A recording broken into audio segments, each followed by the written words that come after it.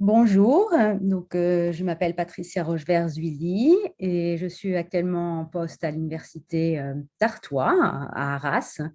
Je suis professeure de littérature et de civilisation de l'Espagne médiévale et je travaille en fait d'une façon générale sur le discours historique, sur l'écriture de l'histoire.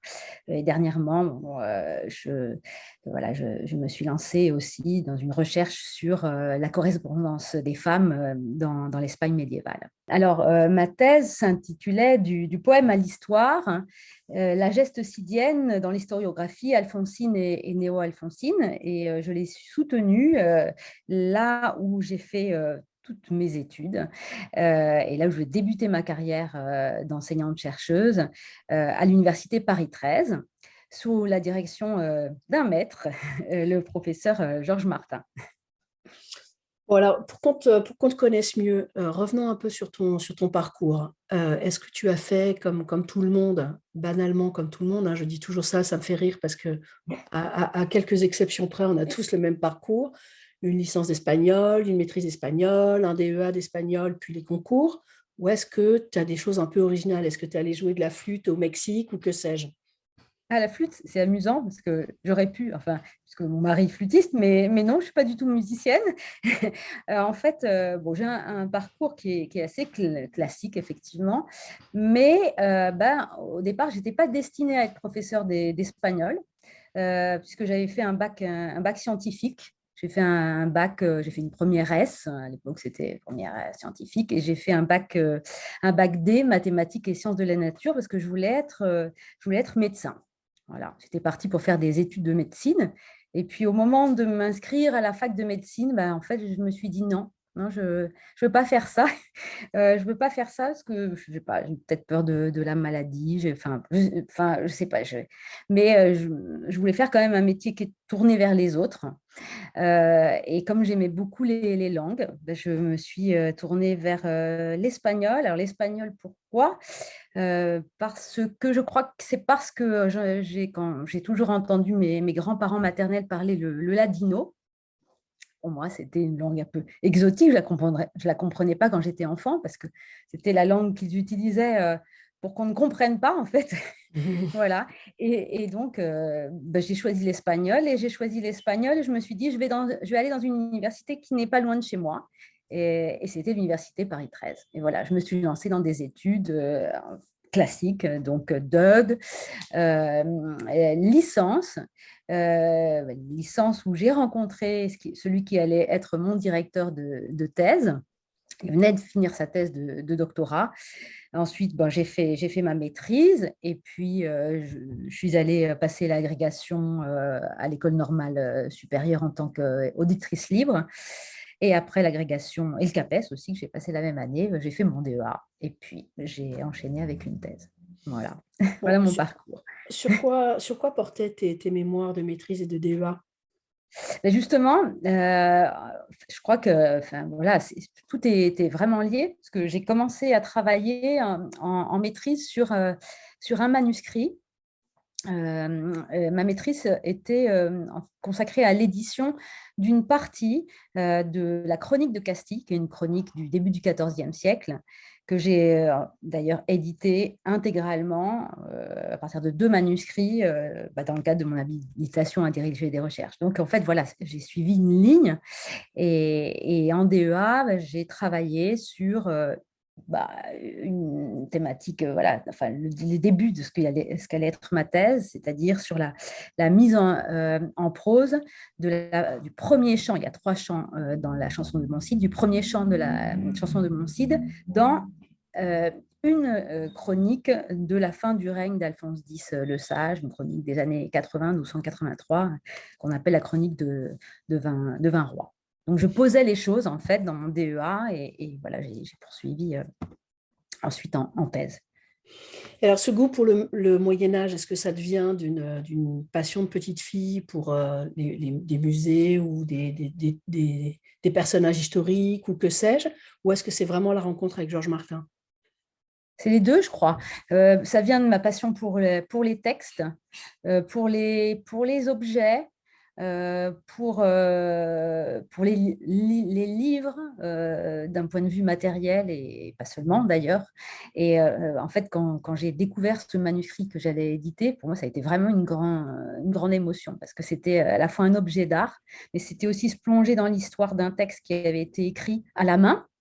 Et ça, c'est une grande émotion. Mais découvrir quand on travaille sur un manuscrit, bah, que peut-être qu'il n'y a pas eu qu'un seul copiste, qu'il y en a eu plusieurs, de voir les changements de main, de voir les enluminures, de voir cet objet d'art, et puis en même temps ce vecteur bah, voilà, d'une partie de l'histoire d'une histoire ancienne, bah, ça m'a voilà, ça m'a passionnée dès le début. Et puis j'ai été passionnée par Georges Martin. Voilà, il m'a embarqué dans son aventure.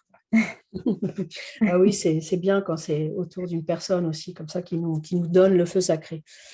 Et alors, dans ta thèse, alors tu vas voir, moi je vais revenir à des choses très basiques. Qu'est-ce que tu as l'impression d'avoir démontré? Qu'est-ce que tu voulais faire? Et puis à l'arrivée, qu'est-ce que tu as trouvé finalement? Alors, bon, au départ, je voulais prolonger voilà, les recherches que j'avais faites dans le cadre de mon DEA. Et en fait, donc, il faut dire qu'au départ, ma thèse était quand même plus ambitieuse encore que ce que je comptais faire parce que on avait décidé avec mon directeur que je travaillerais non seulement sur le transfert de la chanson de mon Cid vers l'historiographie, donc non seulement alphonsine, mais aussi post-alphonsine, donc je vais revenir là-dessus, mais aussi sur la mise en prose d'un autre poème. Donc, la tâche était vraiment très, très vaste, hein, d'un autre poème, le poème de Fernán González, qui est en plus qui n'est pas une chanson de geste, qui est un poème qui appartient au genre du métier de clergie. Donc il y avait deux poèmes. Enfin bon voilà, c'était assez ambitieux. Et puis je me suis rendu compte assez vite que bah, ça n'allait pas être possible. Donc on a recentré tout sur le Cantar de Mio Cid, sur le poème du Cid. Et mon objectif, c'était d'une part de dégager, disons, les principaux mécanismes qui régissent le passage de la prosodie à la prose. Voilà, d'un point de vue technique, comment l'historiographe déconstruit le vers, comment il intègre ce discours qui, a priori, n'est pas un discours qui est compatible avec le discours historiographique, puisque l'historiographie c'est un discours qui est destiné à apporter, à affirmer hein, le pouvoir de la royauté, alors que la chanson de geste provient plutôt de l'aristocratie. Donc, comment on déconstruit, comment on note hein, cette nature poétique du texte source et comment on l'intègre au texte cible. Et puis, donc après avoir construit élaboré cette grille, il s'agissait de travailler sur sur quoi on travaille tous, hein, les médiévistes, sur les écarts en fait, sur les variantes, sur la variation entre les différents textes. Parce qu'en fait, j'ai travaillé sur plusieurs textes. Hein. J'ai travaillé sur disons, la version primordiale de ce qu'on appelle l'histoire d'Espagne, qui a été composée sous le règne d'Alphonse X dans les années 1270, et puis après sur toutes les versions qui en découlent. Donc la version de 1283, la version critique chronique de Vinroi sur laquelle j'avais travaillé pour mon DEA, donc écrite à la fin du règne d'Alphonse X, et puis deux autres versions écrites sous les règnes des successeurs d'Alphonse X, son fils Sanche IV et puis son petit-fils Ferdinand IV. Alors du coup, quand on travaille sur ces différentes versions, on se rend compte que finalement, la réception du texte n'est pas la même et que chaque chroniqueur, à chaque époque, rajoute des choses. Et donc, l'idée, c'était de voir quel était le sens de ces ajouts, hein, quelle était, d'un point de vue sociopolitique, la signification de ces écarts, de ces variantes entre les textes. Alors revenons Voilà, sur le premier volet. Alors raconte-nous, donne-nous alors je ne sais pas si tu peux faire une réflexion générale ou prendre un exemple, mais de la façon dont cette métamorphose entre le texte littéraire et le texte ou discours historique, historiographique se produit. Bon, c'est simple, de toute façon, on enlève déjà tout ce qui est purement anecdotique, tous les passages un petit peu type, par exemple, des scènes telles que la scène des pleurs du Cid au début du Cantar de mio Cid, hein, ces 9 vers. Bon, disons que ça, on l'évacue un petit peu rapidement. Tout ce qui est, par exemple, les formules types qui sont propres à la geste, ce qu'on appelle les expressions formulaires, du type, voilà, quand il y a un changement de jour, on dit que le coq chante, on entend le chant du coq. Bon, ça, on l'enlève dans l'historiographie et on remplace par otro día, le jour suivant, voilà, des éléments comme ça, un peu basiques. Voilà. Mais voilà, je me suis rendu compte qu'on ajoutait aussi d'autres choses qui étaient propres à l'historiographie. Et même, on pouvait ajouter des choses qui pouvaient sembler être tirées de poèmes, enfin, voilà, qui faisaient aussi, qui avaient voilà, un caractère poétique. Mais c'est exactement la question suivante que j'allais te poser, c'est est-ce que finalement cette traduction puis ces retraductions, enfin j'appelle ça une traduction, mais tu vois au sens plus Oui, oui, élargi du terme, transfert. Moi, voilà, ok, voilà, transfert, puis après ces boules de neige où ça fait des nouveaux textes, etc. Si ça crée une nouvelle forme de narrativité, s'il y avait une autre littérarité à ces textes que tu aperçois, est-ce que ça dépend des époques ou est-ce que plus les réécritures avancent, plus on revient finalement à un texte littéraire où l'octorialité marque le texte? Alors, ça dépend des époques, ça dépend de ceux qui écrivent. Et je crois que voilà, ce que j'ai découvert, que je n'avais pas perçu quand je travaillais sur ce texte, qui est mon premier texte, le texte que j'avais transcrit en partie, la Chronique de Castille. Ce que j'ai découvert, c'est que cette Chronique de Castille, qui est donc le dernier texte à accueillir, enfin le dernier, oui, sur lequel j'ai travaillé, à accueillir en son sein la chanson de mon Cid, c'est un texte assez particulier parce que c'est un texte qui s'apparente à une biographie chevaleresque. Ah oui. D'abord, c'est un texte qui couvre, qui est vraiment centré sur l'histoire de la Castille, ce que ce n'était pas le cas des versions précédentes, donc 11e, 13e, hein, l'histoire de la Castille médiévale. Et dès le début, on suit l'histoire de la vie du Cid, dès sa naissance, et on va jusqu'à sa mort. Donc voilà, c'est pour ça que c'est une biographie chevaleresque. Et du coup, en fait, le texte a des accents, présente des accents romanesques. Voilà, il y a des ajouts. Il y a des ajouts, par exemple, au moment, alors surtout à partir des deuxième et troisième chants. En fait, le premier chant, c'est celui qu'on a conservé, ce qui m'a permis d'ailleurs de reconstituer ce qu'était la version d'origine alphonsine, puisque en fait on ne la conserve pas. C'est à travers la comparaison des différentes versions, c'est un peu compliqué, hein. Non, non, non. C'est ça le travail d'un médiéviste.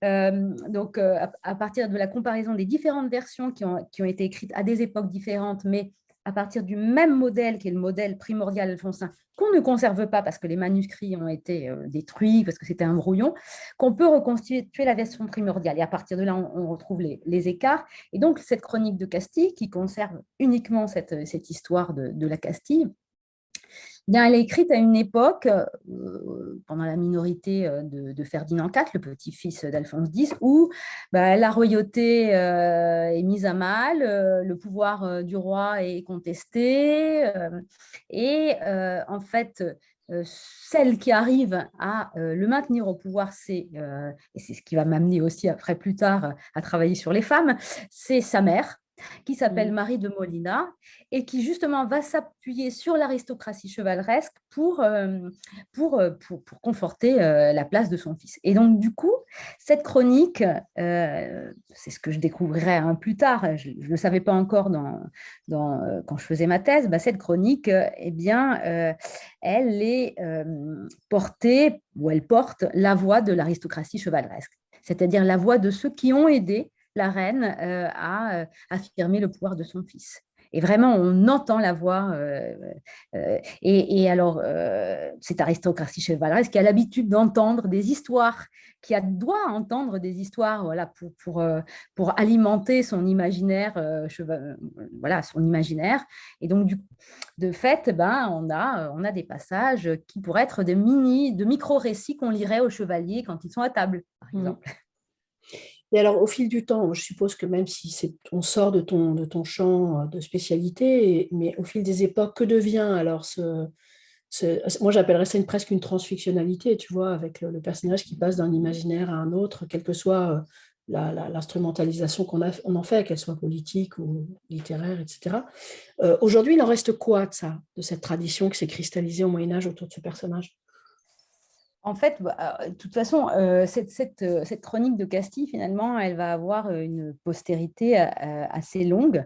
Bon, par exemple, si on prend le cas du romancero viejo, hein, la poésie du romancero, et qu'on regarde les textes, bon nombre de poèmes, hein, du romancero sont issus déjà de ce du texte historiographique. Puis après, bon, on va jusqu'au la comédia, voilà. Et bon, je crois que voilà, on peut s'arrêter là. Bon, après, de Corneille, ça va passer les frontières, mais voilà. Déjà, les premières traces, c'est le romancero. Alors maintenant, aujourd'hui, qu'est-ce qu'il en reste? Bah, il en reste, on a le roman historique aujourd'hui aussi. Ah oui, c'est ça. Ouais, tout à Hmm. fait. Bon, raconte-nous tout de suite comment est-ce que de tout ça, on passe vers les femmes, la force des femmes. J'appelle ça Ah, la force des femmes, mais alors, tu mets ton jargon à toi. ouais, comment on passe aux femmes? Bah, voilà, aussi, de façon tout à fait logique, naturelle, on va dire. C'est-à-dire que bah, j'ai rencontré un maître, j'ai rencontré un texte et j'ai rencontré une femme qui est cette fameuse Marie de Molina, cette reine, cette femme forte qui m'a passionnée en fait. Et du coup, bon, en travaillant plus on cherche, plus on trouve, en fait, hein, évidemment. Et en travaillant sur cette chronique, ben, je me suis aperçue, j'ai travaillé forcément sur l'histoire de cette femme qui démarrait un peu mal, hein, dans son rôle de reine, parce que en fait, elle s'était mariée avec la cousine avec son presque cousin, c'était la cousine germaine de son mari, pardon, c'était la cousine germaine du père de son mari. Voilà. Je vois. Euh, et donc, ben, elle a mis du temps à obtenir la dispense papale qui allait légitimer son mariage et sa descendance. Donc, elle s'est battue pour ça. Puis, du coup, voilà, comme sa descendance était illégitime, il a fallu qu'elle se batte pour défendre son fils, puis son petit-fils, face bah, aux revendications de la noblesse, face aux revendications de certains membres de la famille de son mari. Et donc, elle s'est alliée à l'aristocratie chevaleresque et elle a, je pense, joué un rôle de mécène comme sa grand-mère l'avait fait avant elle, sa grand-mère Bérangère. Et donc, il y a ce texte, la Chronique de Castille, qui est sans doute issu de cette alliance qu'elle avait scellée avec l'aristocratie chevaleresque. Il y a sans doute d'autres textes. Il y a aussi un monastère qu'elle a fondé. Enfin, voilà, je me suis intéressée un petit peu à tout ça. Et puis, en travaillant sur cette femme, en étudiant ses biographies, je me suis rendu compte il y avait quelques lettres qu'elle avait écrites et en travaillant sur ces lettres, je me suis dit, mais quand même, il n'y a pas grand-chose qui ait été fait sur la correspondance des femmes de l'époque médiévale. Et un jour, je me souviens, j'étais à un colloque, il y avait Georges Martin, et en fait, c'était un colloque sur la paix des dames. Je présentais un article sur la paix des dames. Et dans cet article, il y avait j'avais travaillé quelques lettres, justement des lettres que Marie de Molina adressait au roi d'Aragon, où justement on voyait son rôle de négociatrice. Et je dis à Georges Martin, je lui dis, moi je ferais bien quelque chose sur la correspondance des femmes. Qu'est-ce que tu en penses? Il me dit, ouais, c'est génial, super idée. Et voilà, et c'est là qu'a démarré cette aventure. Elle a démarré à l'Université d'Artois, puis après, voilà, je,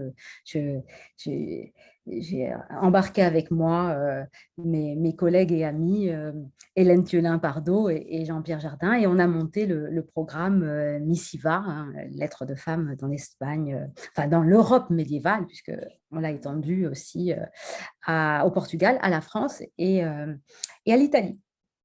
Voilà, c'est comme ça que l'aventure a démarré.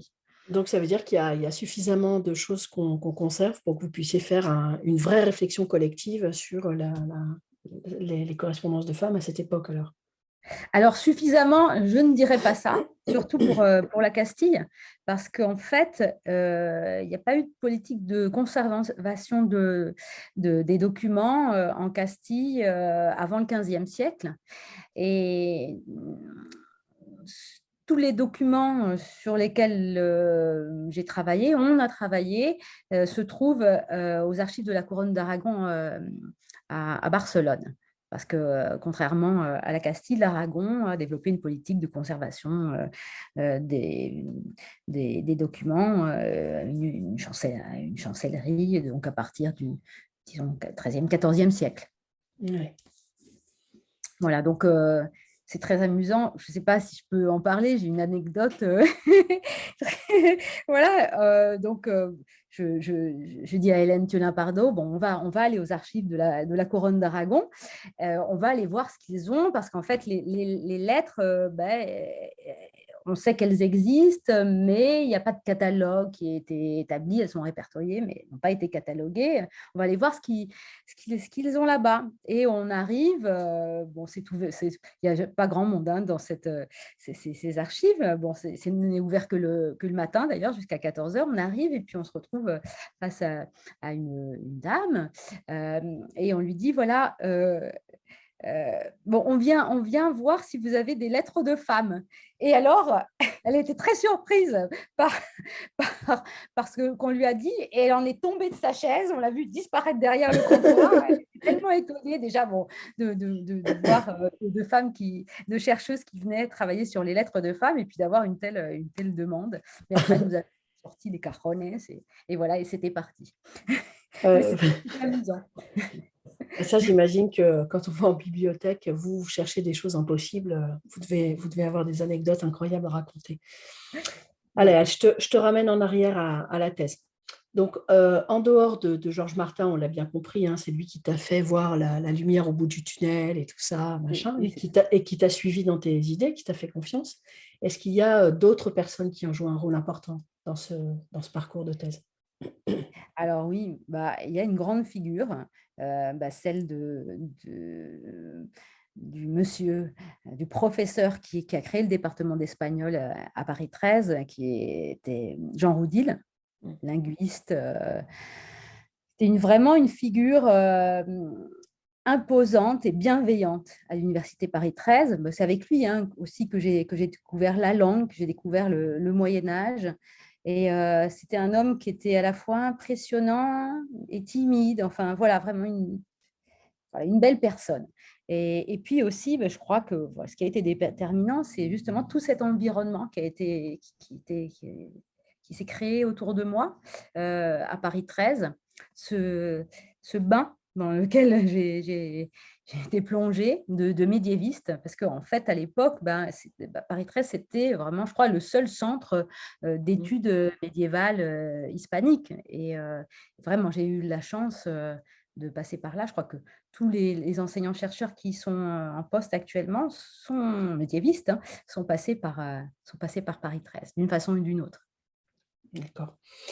Bon, est-ce que, enfin, j'imagine que tu as rencontré des difficultés, comme tout doctorant, comme tout pauvre doctorant.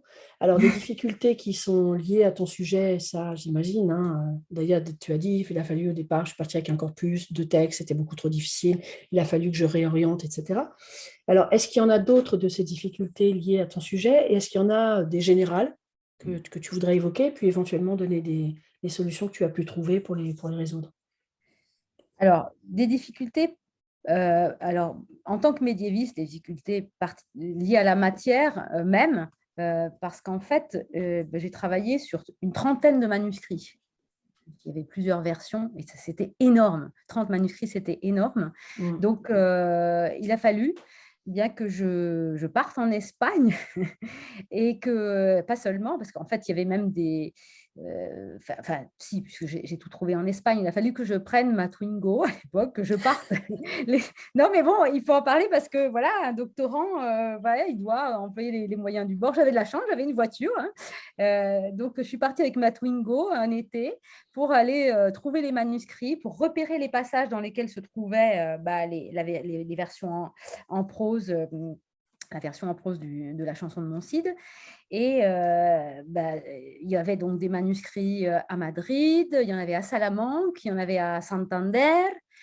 Et bon, ça, c'était quand même une des difficultés, enfin, au départ, hein, pour réunir tout le corpus. Voilà, ça a demandé un engagement important, financier aussi, hein,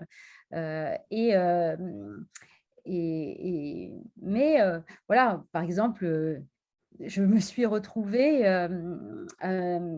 face à un chercheur qui s'appelle Mariano de la Campa, qui travaillait dans l'équipe de Diego Catalan, enfin voilà, qui était dans cette mouvance. Et je me suis retrouvée à travailler en juillet au sein de la maison Pidal, Ramon Menendez Pidal, parce que là, ils avaient des microfilms de certains des manuscrits que, sur lesquels je devais travailler. Donc là, c'était vraiment, voilà, c'était alors, seulement à un moment donné, leur lecteur de microfilm a rendu l'âme. Voilà, bon, ça c'est une petite difficulté annexe, mais enfin, bon, voilà, c'est une des convenues hein, quand on vient exprès pour ça. Voilà, et puis au niveau difficulté, oui, difficulté à appréhender la matière, voilà, parce que cette matière, comme elle est constituée de couches successives, comme c'est chronique, c'est un ensemble de toute une tradition. Ce sont des feuilletés, hein, comme m'a dit un jour mon maître, mon père spirituel, Georges Martin, ne perd jamais de vue ça. C'est-à-dire qu'il faut déconstruire le texte, c'est qu'il y a pas, il y a des sources, mais il y en a plusieurs. Hein. Il n'y a pas que le Cantar de Miocide quand on étudie la mise en prose, il y a d'autres sources qui viennent se greffer au texte. Là aussi, il faut travailler là-dessus. Donc ça, c'est la difficulté du médiévisme, je dirais. Et puis d'un point de vue technique, à la fin aussi, quand on rédige, là on est très seul quand même quand on rédige, par exemple, il peut arriver des petites péripéties comme perdre l'ensemble de ses notes de bas de page un peu avant de remettre son manuscrit. Voilà, des choses comme ça. Bon, donc, parmi les conseils que tu donneras aux doctorants un petit peu plus tard, tu diras attention, faites des copies de votre travail, c'est ça? Oui, oui, oui. Heureusement, j'avais une copie, mais j'ai dû en réécrire quand même certaines. Hein, des notes. J'en avais beaucoup en plus, des notes de bas de page. Les médiévistes ont beaucoup, beaucoup de notes de bas de page. Je ne sais pas pourquoi, parfois elles débordent sur le texte. Vous avez beaucoup de choses à expliquer, c'est ça. Bon, alors du coup, une fois que tu as mis la main sur tes 30 textes, que tu es venu à bout des difficultés d'écriture de la dernière ligne droite, etc., arrive la soutenance. Alors, est-ce que tu peux nous dire qui étaient les professeurs qui composaient ton jury? Oui, alors ils étaient 5. Il y avait le professeur Bernard Darbord, qui est professeur dans ton université, qui n'est plus, hein, mais voilà, qui a marqué, je crois, de son sceau l'université de Nanterre, donc linguiste. Il y avait une Espagnole, donc de l'équipe de Diego Catalan, Inés Fernández Ordóñez, hein, de l'université autonome de Madrid, mon directeur, Georges Martin, Jean-Pierre Jardin, qui était à l'époque mon collègue, puisque quand j'ai soutenu ma thèse, j'étais à TER. Georges Martin aussi était mon collègue. Hein. C'était mon directeur. Donc, Jean-Pierre, qui était donc mon collègue à l'Université Paris 13. Et puis, il y avait aussi Vincent Cervera de l'Université de Grenoble. Voilà, ils étaient 5 face à moi. Alors, quel souvenir est-ce que tu gardes de cette journée? Je crois que voilà, on garde tous un souvenir ému de notre soutenance de thèse. D'abord parce que c'est un grand moment, c'est c'est la fête, c'est l'aboutissement d'un long travail de recherche quand même.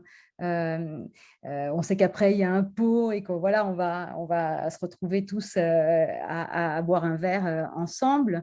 Euh, Émue parce que derrière moi, j'avais des gens que j'aimais, j'avais des gens que j'estimais, que j'appréciais. Donc, je crois que pour tous, c'est pareil. Il y avait Jean Roudil qui était là. Il y avait des grandes figures en fait du médiévisme. Il y avait Madeleine Pardo, il y avait mes collègues de Paris 13, et puis il y avait ma famille, il y avait des amis proches, dont certains ne sont plus là. Enfin, voilà, non, vraiment un souvenir ému. Et puis aussi ému parce que bah, je n'étais pas complètement seule face à ces 5 membres du jury, parce que j'avais un petit bébé dans mon ventre. Voilà, j'attendais mon premier enfant. J'étais enceinte de 4 mois quand j'ai soutenu ma thèse. Et puis, un autre sentiment que j'éprouve aujourd'hui, c'est que peut-être aussi un peu de déception, parce que comme j'étais assez jeune, je ne sais pas si j'étais complètement armée pour répondre à toutes les questions. Donc, je me dis que je n'ai pas répondu peut-être comme j'aurais dû le faire, comme je l'ai fait pour mon habilitation, aux questions qu'ils m'ont posées, que les membres du jury m'ont posées. Mais enfin, bon, voilà. Mais sinon, un bon souvenir. Voilà. Justement, écoute, tu me le sers sur un plateau parce que j'allais te demander si la soutenance de l'habilitation à diriger des recherches, elle s'était passée de la même manière ou si tu t'étais sentie plus à l'aise ou enfin, est-ce que... Oui, mais ça, c'est moi, hein, parce que, en fait, moi, j'avais assisté à très, très peu, quand j'ai soutenu ma thèse, j'ai assisté à très peu de soutenance de thèse. D'abord, je l'ai soutenue assez vite. Je l'ai soutenue, j'ai fait ma thèse, vraiment, c'était vraiment une thèse, des nouvelles thèses hein, des années voilà, 92. Bon, je l'ai soutenue en 98. Hein, et comme il y avait la perspective d'un poste, il y allait avoir 2 postes, j'ai dû soutenir assez rapidement. Donc, ma thèse, je l'ai faite en 3 ans et demi. Donc, du coup, je ne sais pas si j'étais si bien préparée que ça. Enfin, voilà, ça s'est bien passé, Oui. voilà, j'étais pas aussi à l'aise que pour mon habilitation, que j'ai soutenue en fin 2000, fin 2009, où là, j'étais vraiment plus armée. Je dominais forcément beaucoup plus le sujet, mais c'est normal. Voilà, quand on est jeune, ben, on est jeune. Voilà, on n'a pas forcément l'expérience qu'on a plus tard. Hein. Oui, oui. Et puis c'est vrai que c'est la fonction de l'HDR, justement, c'est de te changer. Parce qu'on Oui, oui, oui. on n'en parle pas, enfin, on n'en parle pas souvent, si, mais c'est vrai que ce passage par il y a l'inédit, mais il y a surtout la synthèse, c'est important, l'exercice de la synthèse qu'on craint beaucoup et qui nous oblige quand même à réfléchir et à revenir sur nos pratiques. Et je pense que ça nous Ouais. change, ça nous change. En tout cas, Ah oui, oui, c'est ce qu'il faut, c'est ce qu'il faut souhaiter aux gens qui font une HDR. ouais, ouais. Moi, j'ai adoré, en fait. Au départ, j'avais très peur et puis j'ai adoré faire ça parce que je me suis rendu compte, bah, comme on le dit aujourd'hui, voilà, que finalement, bah, tout ce que j'avais fait bah, s'inscrivait dans une ligne. Et ça m'a rassurée. Voilà, ça m'a peut-être donné cette. Enfin, quand on soutient une thèse, on se dit est-ce que je suis légitime, pas légitime. Or, quand on soutient une HDR, ben, on se sent vraiment légitime. Déjà, bon, on a déjà voilà, enseigné, on a de la bouteille quand même, on est censé. C'est pour ça qu'il ne faut pas la soutenir trop tôt, je pense. Justement, il faut se laisser le temps d'avoir cette maturité nécessaire pour devenir professeur. Oui, je suis tout à fait d'accord avec toi. Mm. Bon, alors, dans quelle mesure est-ce que la chercheuse que tu es aujourd'hui, elle a été influencée par cette thèse? Ben, ça, c'est facile, on le comprend bien. Hein, en plus, tu as expliqué ton passage vers les phares, etc., etc. Mais enfin, si tu veux y revenir, c'est avec grand plaisir. Et Ouais. c'est surtout, moi, ce que j'aimerais savoir, c'est l'influence que ça a eu sur toi en tant qu'enseignante. Raconte-moi un peu comment on enseigne le Moyen-Âge à de jeunes étudiants de maintenant. Alors, bon, comme je l'ai dit, voilà, mon parcours est assez cohérent. En fait, je me suis constituée en tant qu'enseignante et en tant que chercheuse, bah, de la même façon que sont constitués les textes sur lesquels je travaille, les textes historiographiques, qui sont des feuilletés. Moi aussi, je suis quand même la résultante de cette superposition de suis à feuilleter, quelque part. Non, mais c'est vrai, en fait. Et je suis l'enseignante-chercheuse qui s'est construite avec le temps grâce à tout ce dont j'ai hérité, grâce à tout ce que j'ai assimilé. Et en fait, j'essaye de faire la même chose avec mes étudiants. C'est-à-dire que euh, voilà, je conçois l'enseignement et c'est pour ça que j'ai choisi ça, en fait, vraiment comme un partage, de la même façon que je conçois la recherche comme un partage. Ça doit être, l'enseignement et la recherche doivent être des actes de générosité. Et du coup, bah, j'essaye de m'adapter constamment. En fait, je me suis rendu compte au fil du temps, on ne pouvait plus enseigner le Moyen-Âge comme on l'enseignait auparavant, qu'il fallait utiliser d'autres supports. Le Cantar dei Cid, que je mets souvent au programme, ben, j'utilise par exemple un film qui a été un film sur le Cid chanté qui a été enregistré à l'ENS de Lyon par Carlos Seuch, qui me permet de projeter des images, projeter le texte avec une version modernisée hein, du texte aux étudiants pour les passages sur lesquels je travaille. Et puis, voyant que les textes faisaient peur aux étudiants, ben, j'essaie de les ramener aujourd'hui au Moyen-Âge à travers le roman historique aussi. Mais en travaillant le roman historique comme je travaille les chroniques, c'est-à-dire en l'abordant à travers le traitement des sources. Voilà, comment on utilise les sources et comment on les fictionnalise, comment on comble les blancs de l'histoire. Et c'est une façon aussi de leur montrer que cette histoire-là, ben, elle a encore une actualité, elle est encore reçue au sein de la société, puisque les romans historiques en Espagne ont beaucoup, beaucoup de succès, bon, pas seulement d'ailleurs en Espagne. Et voilà, j'essaye de trouver des trucs voilà, pour attirer les étudiants, pour leur transmettre ma passion. J'y arrive pas toujours, hein, c'est pas toujours facile. Hein. Mais enfin, pour ce qui est des contenus, c'est-à-dire les idées, les mentalités, les valeurs du Moyen Âge, ça, tu leur transmets. Il y a des discussions autour de un monde, un autre monde. Oui, évidemment, bah, évidemment. Voilà, alors, c'est difficile de leur montrer que ce monde est le même parce qu'on ne peut pas leur montrer que c'est le même. Donc forcément, il faut insister sur les particularités du Moyen Âge, sur voilà, d'abord, et même ça, je l'ai vu cette année à l'agrégation, bah, on ne peut pas dire qu'un texte a été publié. Hein.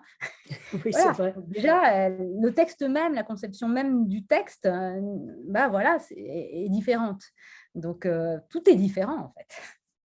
Oui, c'est ça. Et en même temps, moi je le vois quand je travaille avec des collègues médiévistes, les questions qu'on peut se poser en littérature autour du palimpseste, le trans en général, etc., il y a énormément de points d'accroche avec la littérature ultra-contemporaine, avec le Moyen-Âge. Donc, à bon entendeur, je te propose, c'est une manière indirecte de te proposer de faire peut-être une petite journée d'études sur nos lectures des littératures depuis le palimpseste. Ah On verra oui, plus tard. oui, pourquoi pas. Moi, je suis prête à accepter voilà, toutes les idées du moment qu'on on travaille ensemble. Ça me va. Eh bien, écoute, on en parlera hors caméra. Voilà. Alors, alors ça, c'est la question à 1 000 € pour certains. Est-ce que tu as relu ta thèse?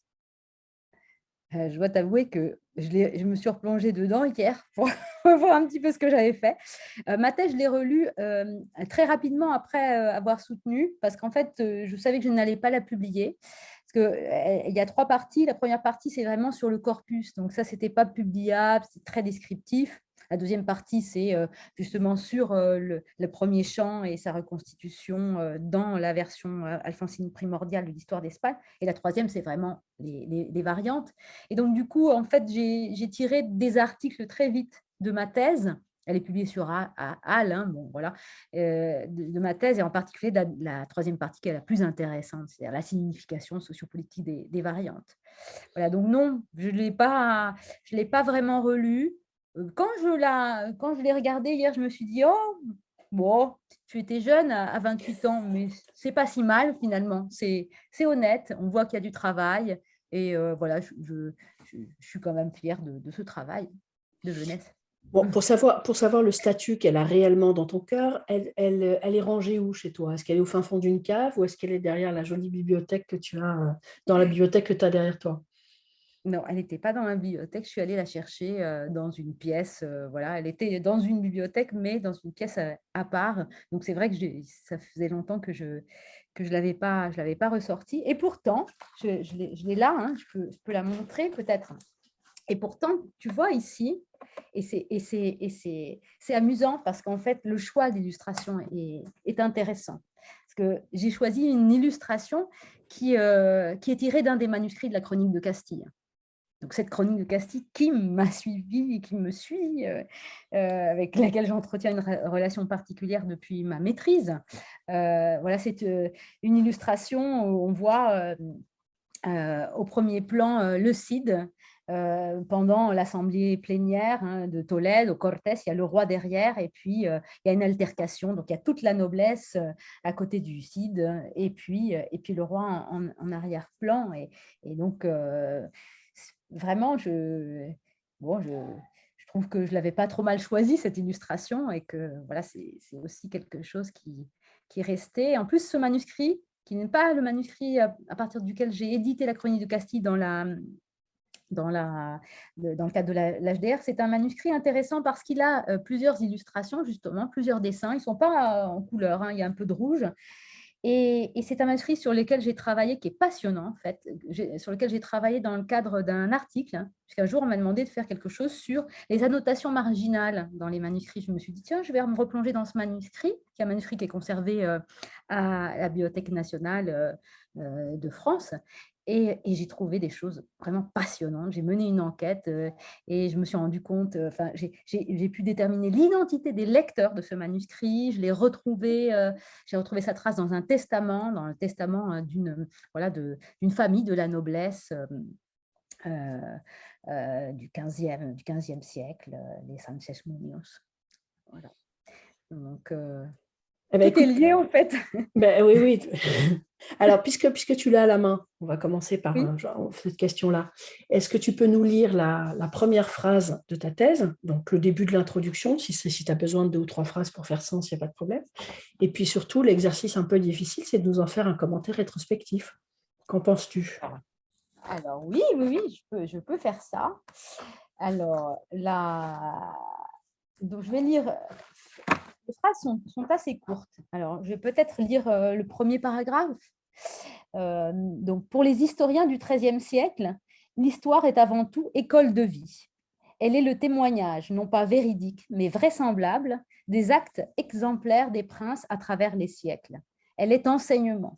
Et surtout, elle est, pour la monarchie, un moyen de diffuser un modèle, celui d'une royauté puissante à la tête de sujets entièrement dévoués à leur seigneur naturel, le roi. Alors, ben voilà, quand je relis ce premier paragraphe et cette première phrase, je me dis que finalement, quand j'ai écrit ça, ben, je ne savais pas que pour moi, l'historiographie allait être aussi une école de vie. Je n'avais pas conscience de ce que toute cette aventure allait donner par la suite. Voilà. D'ailleurs, quand j'ai fait ma thèse, enfin, voilà, les choses se sont enchaînées. Au départ, je voulais être simplement enseignante, peut-être même dans le primaire ou le secondaire. Bon, Voilà. on a bien compris que le Moyen-Âge ne t'a jamais déçu. Jamais. Alors, mais non, mais jamais. Et je crois qu'il me passionne de plus en plus. Ouais, mais c'est vrai que Ouais. c'est passionnant le Moyen-Âge. Moi aussi, j'avais beaucoup aimé pendant mes études. Ça faisait partie de mes cours préférés. Bon, allez, pour finir, donne-moi, quels sont les conseils que tu donnes à de jeunes doctorants? Alors, les conseils que je pourrais donner, déjà peut-être de se laisser porter par le plaisir de la découverte, bon, mais aussi de jamais se laisser aller à la facilité. Voilà, d'aller toujours au fond des choses. Alors, c'est peut-être des banalités, hein, mais bon, je crois qu'il faut s'attacher à ce qui est banal, ce qui est simple quand on commence une thèse.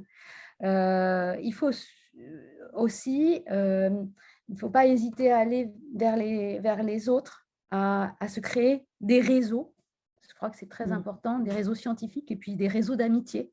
Parce que finalement, c'est ce qui va servir, c'est ce qui sert, c'est ce qui porte le doctorant et c'est ce qui va lui servir par la suite lorsqu'il deviendra enseignant-chercheur. En tout cas, moi, c'est ce qui m'a nourri, ce qui m'a formé. Et puis, voilà, chaque jour, le partage, voilà, c'est très, très important, il me semble.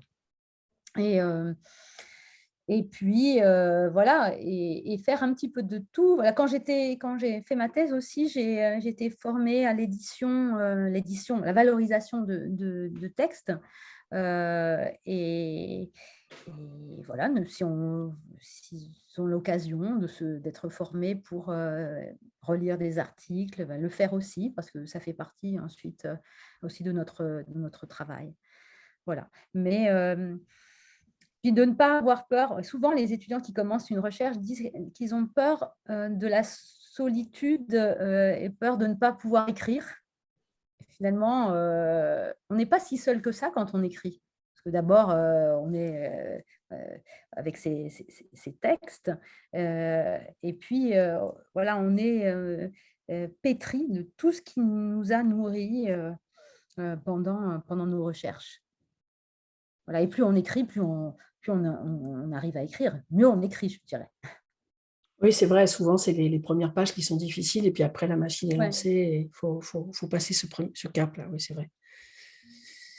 Eh bien, écoute, Voilà, je pense que c'est à peu près tout ce que je pourrais leur donner comme conseil. Vraiment, voilà,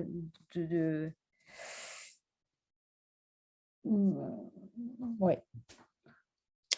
eh bien, je te remercie beaucoup, beaucoup pour cet entretien vraiment passionnant. C'est toujours formidable, vos histoires de médiévistes, là, ça, j'adore, j'adore. Je crois que si je n'avais pas été latino-américaniste, j'aurais été médiéviste.